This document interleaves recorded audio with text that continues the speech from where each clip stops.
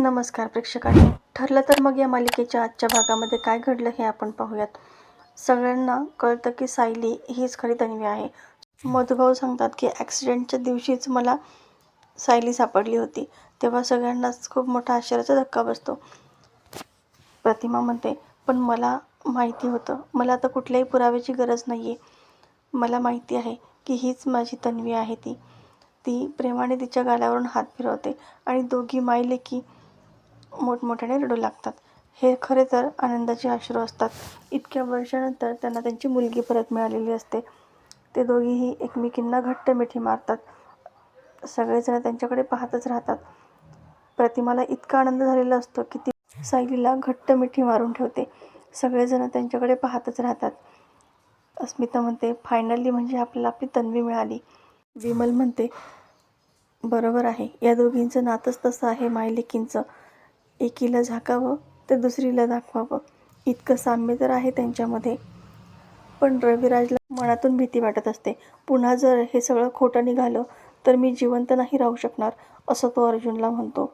आणि लगेच या गोष्टीचा फायदा घेऊन राकेश म्हणतो, अरे काका, हे सगळं खोटंच असणार आहे. यांच्याकडे कुठले पुरावे आहेत? या मधुभाऊंना आत्ताचं काही आठवणार नाही. आणि हे इतक्या वर्षांपूर्वीचं सांगतायत, हे खरं आहे का? आणि ते चित्र, हे काही पुरावे झाले का? तेव्हा अर्जुन म्हणतो, आहेत माझ्याकडे पुरावे तसे.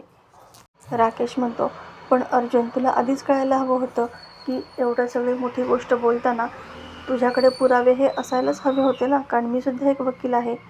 कल्पना म्हणते, पण याच्यापेक्षा दुसऱ्या पुराव्याची गरज आता आम्हाला वाटत नाही आहे. आम्हाला पटलेलं आहे. आमचा सायली आणि अर्जुनवरती विश्वास आहे. राकेश म्हणतो, पण माझा नाही ना, मला पुराव्यांचीच भाषा करते. तेव्हा अर्जुन म्हणतो, पुरावेच हवे आहेत ना. माझ्याकडे असा पुरावा आहे की जो पुरावा कोर्टसुद्धा नाकारू शकत नाही. रविराज म्हणतो की अर्जुन, तू मला असा पुरावा दे की ज्याच्यावरती मला विश्वास लगेच बसेल. तो मी टाळू शकणार नाही. मग अर्जुन DNA रिपोर्ट आणतो आणि सर्वांना सांगतो की जेव्हा प्रिया तन्वी नाही हे सिद्ध करायचं होतं त्यावेळेस तिचे सॅम्पल आम्ही घेतले होते. त्याचबरोबर प्रतिमा आत्याचेसुद्धा सॅम्पल घेतले होते आणि ते सॅम्पल आम्ही सायलीच्या सॅम्पलसोबत मॅच करून पाहिले. तर ते दोन्हीही सॅम्पल मॅच झालेले आहेत. आता मात्र सगळ्यांना प्रचंड आनंद झालेला असतो. अर्जुन ते पेपर्स रविराजकडे देतो. रविराज ते पेपर्स पाहून घळाघळा रडू लागतो आणि त्याला सायलीची आणि त्याची पहिली भेट आठवते. त्यानंतर त्यांच्यामध्ये झालेलं बॉन्डिंग हे सुद्धा त्याला हळूहळू आठवू लागतं. क्षणोक्षणी कशी त्याला सायली त्याची मुलगी आहे अशी वाटत आहे असं आठवतं. आता सायलीसुद्धा खूप इमोशनल झालेली असते. रविराज म्हणतो, तू खरंच माझी तन्वी आहेस? अश्विन म्हणतो, अरे काका, आता पुराव्याची गरजच नाही आहे, हे प्रूव्ह झालेलं आहे. आता अस्मिता म्हणते, म्हणजे फायनली आपल्याला आपली तन्वी मिळाली आहे. अगं पूर्णाजी, ऐकतेस ना? तू गप्प का आहेस? अगं आपली तन्वी परत आली आहे. तेव्हा पूर्णाजी इमोशनल झालेली असते आणि म्हणते की स्वप्न की खरं काहीच कळत नाही आहे. म्हणजे 25 वर्ष एक स्वप्न मी पाहावं, त्याची आतुरतेने वाट पाहावी आणि जेव्हा ते खरं होते तेव्हा ते खरं आहे की नाही याबद्दल शंका वाटायला लागली आहे. तेव्हा सायली तिच्या जवळ जाते आणि म्हणते, पूर्णाजी, अगं हे स्वप्न नाही आहे. मीच तुझी तन्वी आहे. हा स्पर्श खरा आहे. हे सगळं खरं आहे. तेव्हा पूर्णाजी तिच्या चेहऱ्यावरून मायेने हात फिरवते आणि माझी तन्वी असं म्हणून रडू लागते. आता पूर्णाजीला सुद्धा सगळे पाठीमागचे क्षण आठवू लागतात. पण इकडे प्रिया प्रचंड चिडलेली असते. ती रागातच जेलच्या भिंतीवरती सायली, तन्वी अशी नावं कोरते आणि त्याच्यावरती पुन्हा रेघोट्या ओढते आणि म्हणते की ही नावं मी कायमची पुसून टाकणार आहे. किल्लेदार आणि सुभेदार दोघेसुद्धा सायलीच तन्वी आहे हे कळाल्यानंतर तिला डोक्यावर घेऊन नाचत असतील ना, पण मी हे जास्त काळ टिकू देणार नाही. ही दोन्हीही नावं मी कायमची मिटून टाकणार आहे आणि मग बसा म्हणा, ती अशा ठिकाणी जाईल की त्या ठिकाणाहून ती कधीही परत येणार नाही. आता ती स्वतःशीच सायलीचा सूड कसा घ्यायचा याच्याबद्दल बोलत असते आणि मोठमोठ्याने हसू लागते. इकडे राकेश सचिनच्या मोबाईलवरती व्हिडिओ कॉल करतो आणि महिपतशी बोलत असतो. तो सांगतो की अण्णा, आता सगळ्यांना कळालेलं आहे की सायलीच तन्वी आहे. आता तरी काहीतरी करा. त्या अर्जुन सायलीला फक्त तुम्हीच चोख उत्तर देऊ शकता. आमच्याच्यानी हे काही होणार नाही आहे. तेव्हा महिपत म्हणतो की अरे असं करून काय होणार आहे, शेवटी ती तन्वी आहे हे सर्वांना समजल्यानंतर चांगलंच झालं ना. त्या सायलीला बिचारीला तिचं घर मिळालं, कुटुंब मिळालं. राकेश म्हणतो पण आता सुभेदार आणि किल्लेदार या दोन्हींच्या प्रॉपर्टीवरती तिचाच हक्क असेल, आपल्याला काही मिळणार नाही. महिपत म्हणतो पण मला यातलं काही नकोच आहे. आपल्याला म्हणजे अरे असं दुसऱ्याचा पैसा घेऊन कोणाचं भलं झालेलं आहे.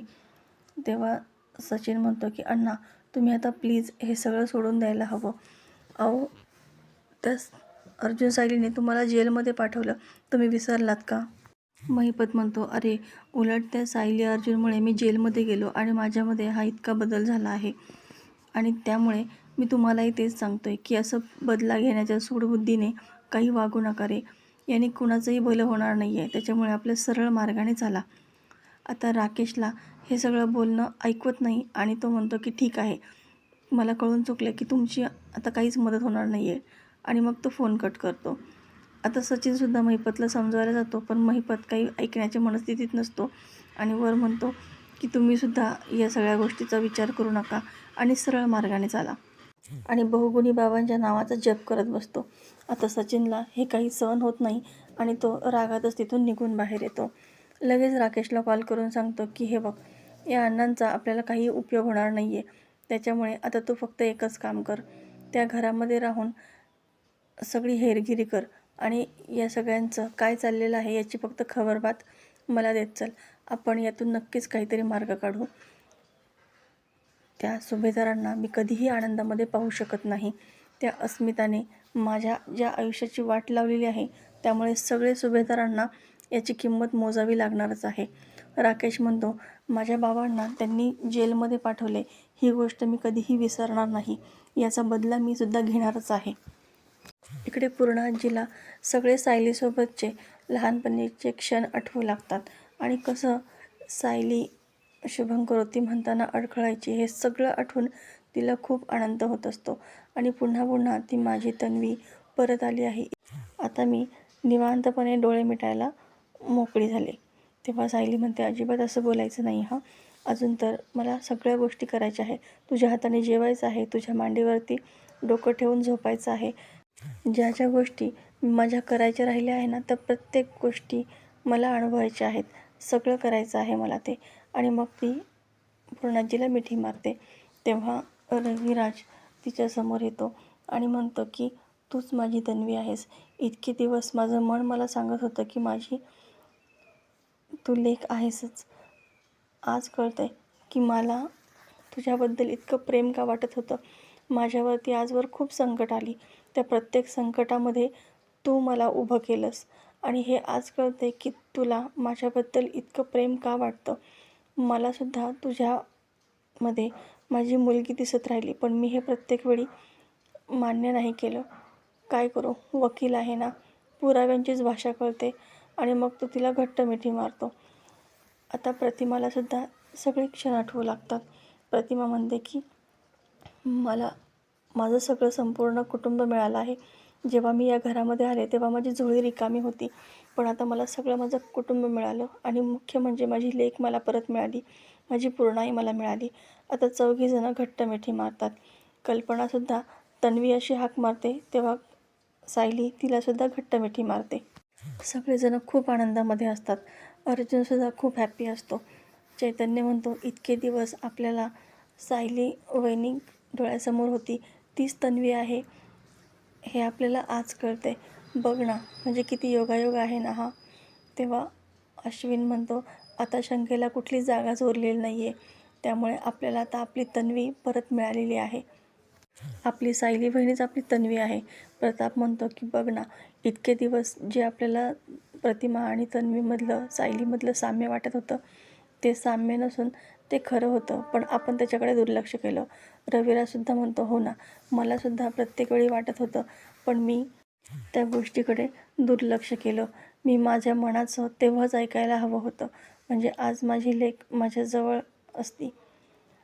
तर प्रेक्षकांनो, येणारा भाग अतिशय जबरदस्त आपल्याला पाहायला मिळणार आहे. पूर्णा आजी चक्क सायलीसाठी सरप्राईज प्लॅन करायचं ठरवतात आणि तन्वी डे साजरा करायचं असं ठरवतात. तर काय असेल हे सेलिब्रेशन हे पाहणं अतिशय रंजक ठरणार आहे. अशाच मालिकेच्या नवनवीन व्हिडिओ अपडेटसाठी चॅनलला सबस्क्राईब करा. नोटिफिकेशनसाठी बेल आयकॉन अवश्य दाबा. व्हिडिओ पाहिल्याबद्दल धन्यवाद.